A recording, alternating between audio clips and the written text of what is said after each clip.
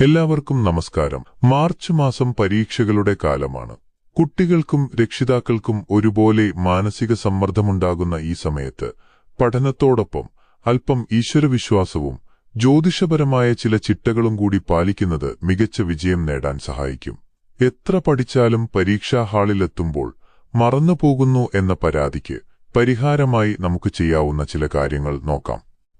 പഠനം തുടങ്ങുന്നതിനു മുൻപ് വിദ്യയുടെ ദേവതയായ സരസ്വതിയെയും ബുദ്ധിശക്തിയുടെ ഉറവിടമായ ബുധഭഗവാനെയും പ്രീതിപ്പെടുത്തുന്നത് ഉത്തമമാണ്. സരസ്വതീ നമസ്തുഭ്യം വരദേ കാമരൂപിണി വിദ്യാരംഭം കരിഷ്യാമി സിദ്ധിർഭവതുമേ സദാ എന്ന മന്ത്രം ഒരു തവണയെങ്കിലും ജപിക്കുന്നത് ഏകാഗ്രത വർദ്ധിപ്പിക്കാൻ സഹായിക്കും.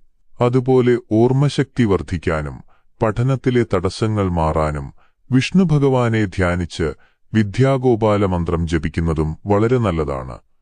കുട്ടികൾ പഠിക്കാനിരിക്കുന്ന സ്ഥലത്തിന് അവരുടെ മാനസികാവസ്ഥയിൽ വലിയ സ്വാധീനമുണ്ട്. പഠിക്കുമ്പോൾ എപ്പോഴും കിഴക്കോട്ടോ വടക്കോട്ടോ അഭിമുഖമായി ഇരിക്കാൻ ശ്രദ്ധിക്കുക. ഇത് പോസിറ്റീവ് എനർജി നൽകുകയും പഠിക്കുന്ന കാര്യങ്ങൾ വേഗത്തിൽ മനസ്സിലാക്കാൻ സഹായിക്കുകയും ചെയ്യും. പഠനമുറിയിൽ ആവശ്യത്തിന് വെളിച്ചമുണ്ടായിരിക്കണം. ഇളം പച്ചയോ വെള്ളയോ നിറത്തിലുള്ള വസ്ത്രങ്ങൾ.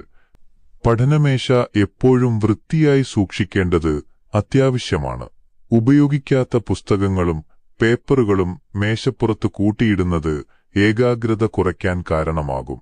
പരീക്ഷാക്കാലത്ത് ഭക്ഷണരീതിയിലും മാറ്റങ്ങൾ വരുത്താം. അമിതമായി മധുരമുള്ളതും എണ്ണയിൽ വറുത്തതുമായ ഭക്ഷണങ്ങൾ ഉറക്കവും മടിയും വർദ്ധിപ്പിക്കും. ഓർമ്മശക്തിക്കും ഉന്മേഷത്തിനും ബദാം പോലെയുള്ള ആഹാരങ്ങൾ ഉൾപ്പെടുത്തുന്നത് നല്ലതാണ്. കഠിനാധ്വാനത്തിന് പകരം വയ്ക്കാൻ മറ്റൊന്നില്ല.